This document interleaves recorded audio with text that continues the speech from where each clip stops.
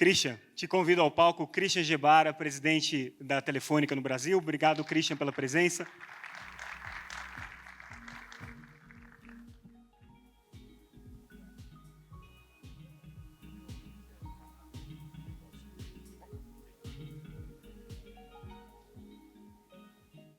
Christian, obrigado mais uma vez pela presença. Ano passado você foi o recordista de economia de tempo aqui. Esse ano a gente continua contando com a sua colaboração. Você é o nosso piloto de Fórmula 1 aqui nas respostas. Vamos começar pelo momento atual da Telefônica.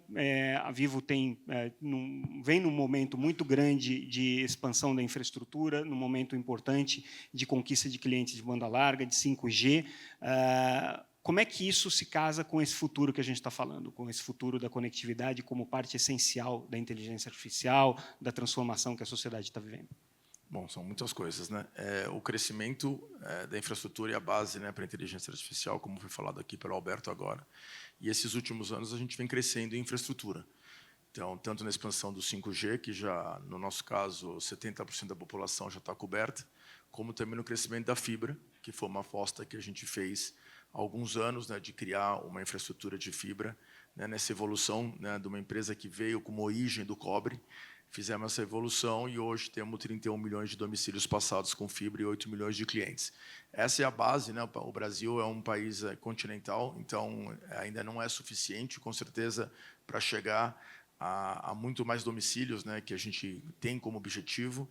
E a partir dessa base de infraestrutura, de digitalização, a gente consegue também ser uma empresa que hoje consegue ir além do core, né, de ser uma empresa de tecnologia realmente, trazer novos serviços, tanto para a pessoa física, né, expandindo aqui na distribuição de serviços de entretenimento, no Vivo Pay, que é o nosso serviço nossa plataforma de serviços financeiros, entrando na saúde, entrando na educação, e no tema do B2B, entrando também nos temas que cada vez mais são exigidos pelas empresas, né, que são serviços de cloud, de cyber, de IoT, entre outros, né. O Brasil, pós-pandemia, toda essa necessidade, né, de uso de serviços digitais, tanto pelas pessoas físicas como pelas pessoas jurídicas, se tornou ainda mais evidente, né, que foi acelerado pós-pandemia. Então, quem é uma empresa hoje que não quer ter seus serviços em cloud, que empresa que não está preocupada também em ter uma proteção de um tema de cyber. Então, isso ainda está no começo de uma jornada do país, né, que a gente tem grande oportunidade de seguir crescendo com isso. Mas você sempre menciona nas conferências que você faz após a divulgação dos balanços, nas entrevistas que você tem dado, que assim, o Brasil ainda tem uma dificuldade, ainda tem um gap que precisa ser cumprido, seja de cobertura, mas principalmente de uso desse 5G que está sendo implementado agora, né? Como é que a gente faz com que esse 5G, com que a banda larga cheguem a todas as pessoas, com que todo mundo possa ter acesso a essas tecnologias? Onde que você acha que estão os pontos de atrito, os pontos de dificuldade para que isso aconteça e o que a gente pode fazer para que o cenário melhore nesse aspecto? São vários, né? Porque o que eu tenho de dizer é que o problema do Brasil não é cobertura, né? Entre todas as operadoras aqui, a gente no 4G chega a praticamente 100% da população coberta. No 5G, já, né, somando, com certeza é mais de 70% da população coberta. Na nossa base, eu tenho 30% de clientes com o aparelho 5G. Então, primeiro é a acessibilidade do dispositivo para a pessoa navegar, né? E a taxa impositiva sobre o aparelho pode chegar a 37%, sobre o nosso serviço chega a quase 30%, sendo que a média de países desenvolvidos ou que apostaram pela digitalização, a base impositiva, essa taxa impositiva é de 12%.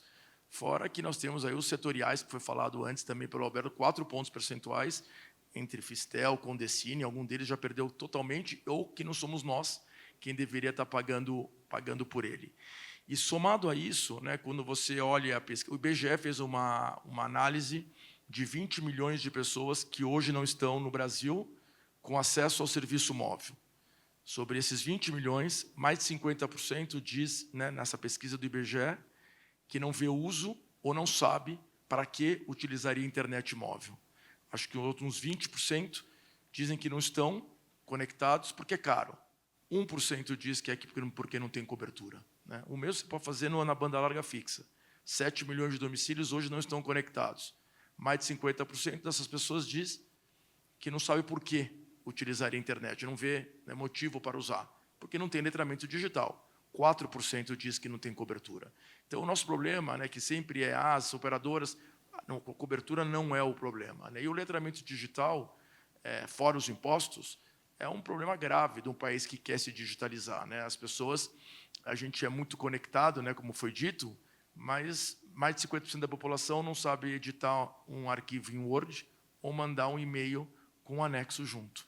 Então, o nosso problema é mais Ou grave. não sabe nem reconhecer a verdade de uma notícia que recebe, por exemplo, né? O que traz outras consequências. Outras consequências, que aí já entraria em outros temas também maiores ainda. Então, não dá para querer ser um país digital se a gente não conseguir fazer ela mais acessível e melhorar o letramento digital da população. Agora, a gente ainda tem que levar em consideração que, nesse cenário todo que você pinta, ainda tem uma onda de aumento de custos de tecnologia por conta de escassez de memória, aumento de preço de fibra, toda essa conjuntura internacional, roubo de cabo. Então, tudo isso ainda pode trazer um impacto ainda mais grave. Isso afeta a tua estratégia de longo prazo, pensando em inteligência artificial, pensando na transformação que você tem buscado trazer para dentro da sua empresa, de utilizar e oferecer inteligência artificial? Como é que está esse plano?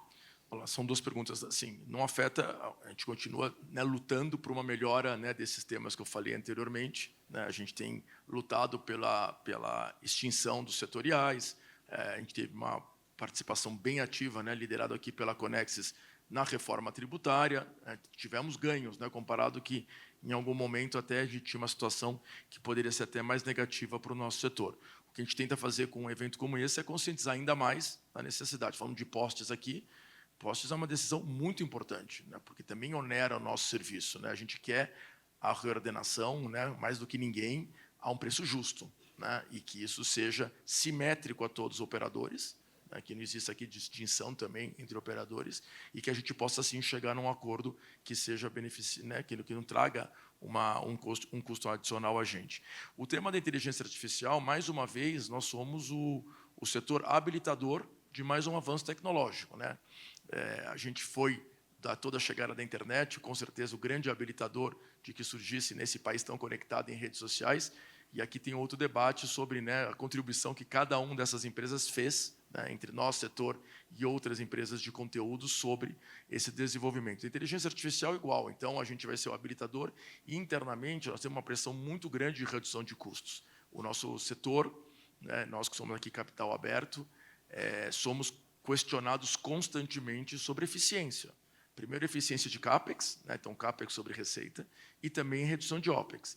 E a inteligência artificial, a gente tem aqui, nesse momento, estamos gastando para ter inteligência artificial implementada, não é barato, né? E nós estamos aqui falando de preparar de pessoas, talento, mas também do uso desses modelos, os tokens, etc., que onera, mas com a perspectiva de que, por exemplo, no atendimento ao cliente, nós vamos começar a provar nos nossos call centers que a gente possa ter agentes, né, recebendo parte importante das ligações para uma retenção muito maior, evitando, talvez, que o humano faça respostas ou chamadas muito rotineiras, que possam fazer aquelas mais consultivas de maior complexidade e, com isso, economizando. A gente tem feito também o uso de inteligência artificial em consultas públicas, por exemplo, no B2B, para ter mais agilidade, poder participar em mais e conseguir ler os editais com muito mais agilidade. Ou mesmo utilizando inteligência artificial dentro do equipamento na casa do cliente, para conseguir, de maneira proativa, identificar falhas, interrupções, e com isso também evitar o envio de um técnico e, outra vez, uma economia do custo e uma melhor experiência para os nossos clientes. Vocês sempre tiveram uma bandeira ESG muito vistosa, né? Sempre foi uma empresa que trouxe essa agenda como um ponto importante. Queria que você dissesse como é que está hoje a prioridade dessa agenda ESG dentro da estratégia da Vivo. Bom, segue sendo uma prioridade, né? A gente, em tema de emissões, a gente, desde o Acordo de Paris, reduziu 90% as nossas emissões, que é o Escopo 1 e 2. A gente tem uma meta de ser net zero, que envolve todos os nossos fornecedores em 2035, a gente antecipou. A gente tem um trabalho de reciclagem super importante, né, que é o Vivo Recicle, que são toneladas de equipamentos eletrônicos reciclados, é o maior programa de reciclagem do país. A gente agora também tem uma área, né, de 800 hectares na Amazônia que a gente vai preservar e regenerar por 30 anos, plantando 900 mil árvores, que chama Projeto Futuro Vivo, é mais uma iniciativa. A gente tem uma aposta muito grande pela diversidade, né, a Vivo abraçou e com vários grupos, né, inclusão de gênero, LGBTQI+, pessoas com deficiência, né, a gente ganhou até o prêmio de acessibilidade da Anatel esse ano, racial, inclusive agora de pessoas de 50 ou 60 a mais, também como parte da nossa estratégia. Então, isso é, né, uma bandeira, a Fundação Telefônica Vivo é uma das mais importantes no Brasil em educação digital, né, que é a nossa contribuição também para conseguir incluir mais pessoas nesse tema de letramento que eu te falei. Então, é uma bandeira que veio aqui para ficar, a gente tem reforçado, inclusive, os nossos objetivos aí e estamos aí muito bem reconhecidos nacionalmente e internacionalmente como uma empresa que abraçou mesmo a causa do ESG.